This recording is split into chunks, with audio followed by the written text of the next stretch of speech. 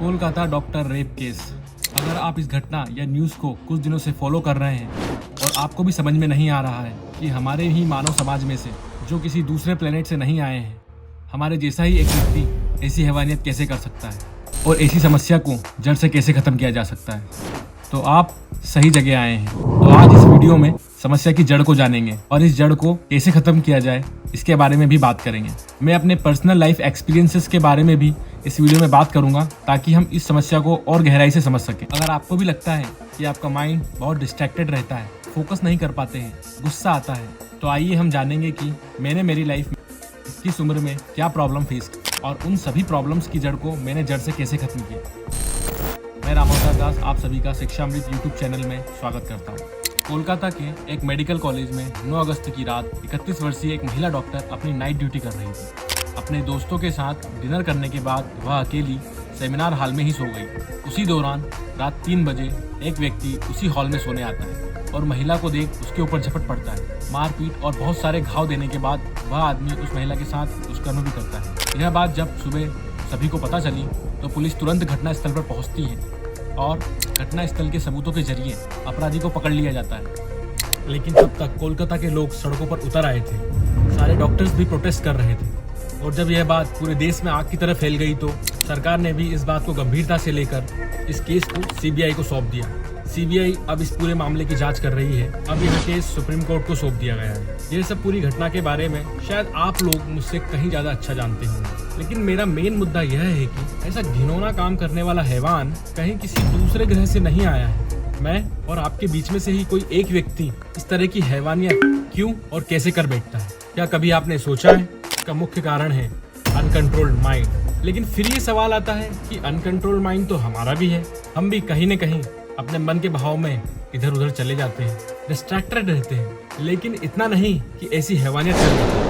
फिर ऐसे व्यक्ति का माइंडसेट क्या रहता है? आइए इसे एक एग्जाम्पल से सिंप्लीफाई करते हैं। आपको मैं रामायण में लेकर जाता हूँ। रावण के पास उसकी पत्नी मंदोदरा सबसे सुंदर रानी थी और रावण की इसके अलावा बहुत सी रानियां थी। लेकिन इतना होने के बावजूद जब उनकी बहन शूर्पणखा ने रावण को सीता मैया के बारे में बताया, उनकी सुंदरता के बारे में बताया, तो रावण ने उनका अपहरण कर लिया और उनको अपनी रानी बनाकर भोग करने का विचार प्रस्तुत किया। उसी तरह हम सबके अंदर आज छोटे छोटे रावण हैं। सतयुग में लॉर्ड नरसिम्हदेव और हिरण्यकश्यप अच्छाई और बुराई के रूप में अलग अलग प्लेनेट पर थे।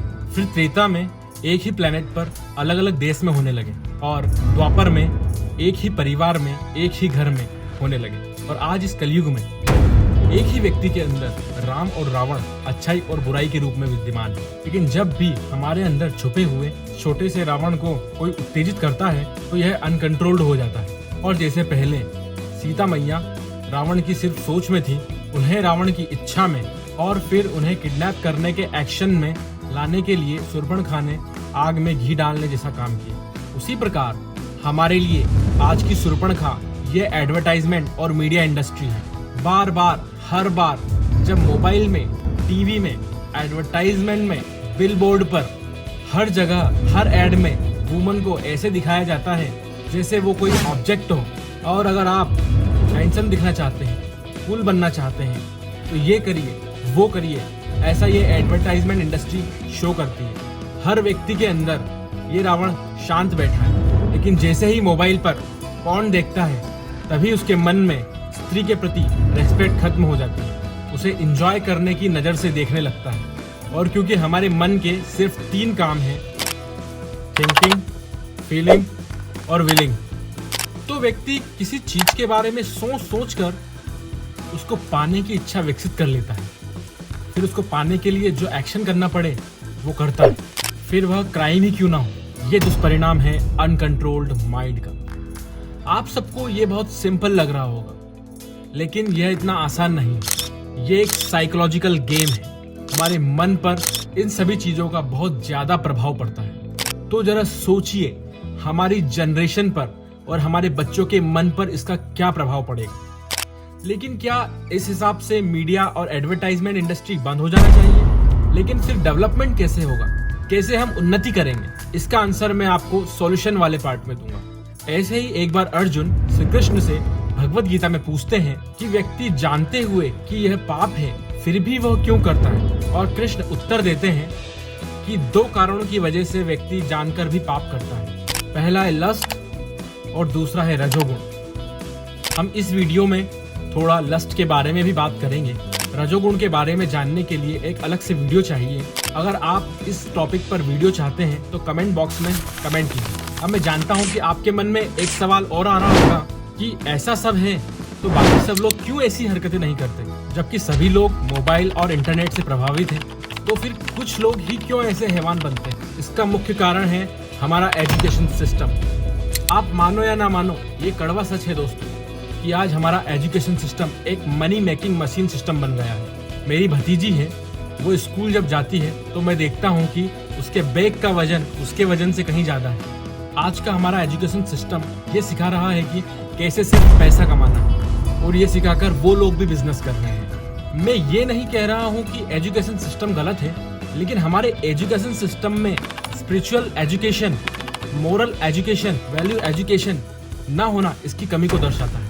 इसको और अच्छे से समझने के लिए मैं हमारे समाज के लोगों को 4 भागों में डिवाइड करूंगा। पहली, मनी मेकिंग पॉपुलेशन, जिनका एजुकेशन सिर्फ पैसा कमाने के लिए होता है। दूसरे, वो लोग जिनको घर पर या दोस्तों से या बाहर कहीं स्पिरिचुअल एजुकेशन, वैल्यू एजुकेशन मिलता है और स्कूल में एकेडमिक एजुकेशन भी मिलता है। तीसरे, वो जिनको ना एकेडमिक एजुकेशन है ना स्पिरिचुअल एजुकेशन है। और चौथे, वो जिन्हें सिर्फ स्पिरिचुअल एजुकेशन मिलती है। इनमें से कौन बेहतर है और कौन सी पॉपुलेशन हमारे समाज के लिए बेस्ट है, आइए इसे समझते हैं। अगर पहले नंबर वाली पॉपुलेशन बढ़ते हैं तो ऐसे लोग जब हमारे सिस्टम में आएंगे तो भ्रष्टाचार बढ़ेगा। पैसे के दम पर मजदूरों को, वर्कर्स को, एम्प्लॉयज को मशीन की तरह समझेंगे, ना कि एक फैमिली की तरह। और अगर अनपढ़ पॉपुलेशन भी बढ़ेगी तो इससे भी हमारे समाज को कोई ज्यादा फायदा नहीं है। और अगर स्पिरिचुअल एजुकेशन वाली पॉपुलेशन बढ़ती है तो क्या होगा, मैं आपसे सुनना चाहता हूँ। इस सवाल का जवाब आप सभी नीचे कमेंट बॉक्स में कमेंट करके बताएं।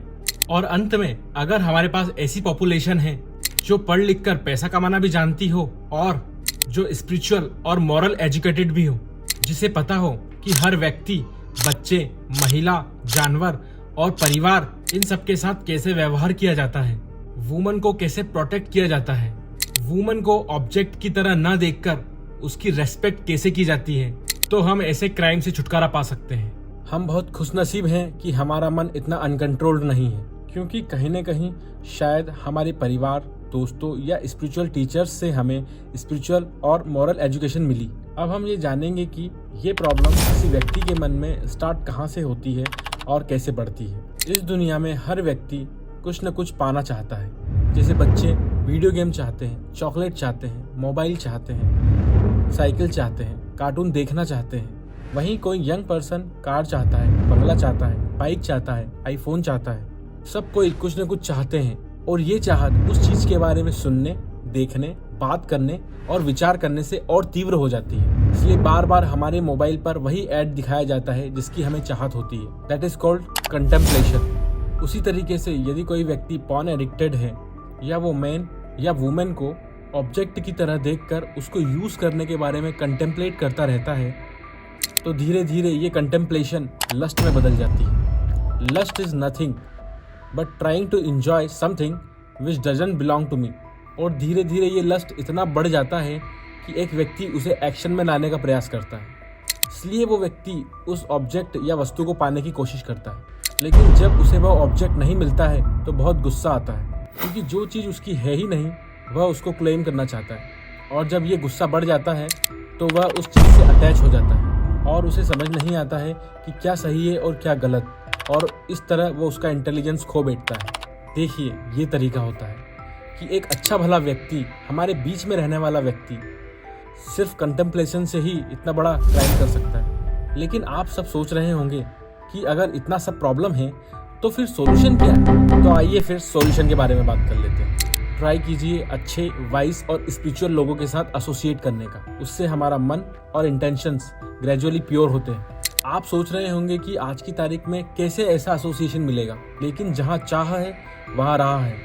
अगर आप अपने आसपास ढूंढेंगे तो ऐसे लोग और ऐसी जगह जरूर आपको मिल जाएगी। और अब सबसे बड़ा सॉल्यूशन, जो हमारे चैनल की टैगलाइन भी है, गाइडेंस इज द सॉल्यूशन। आज हर व्यक्ति को गाइडेंस की ज़रूरत है, काउंसलिंग की ज़रूरत है।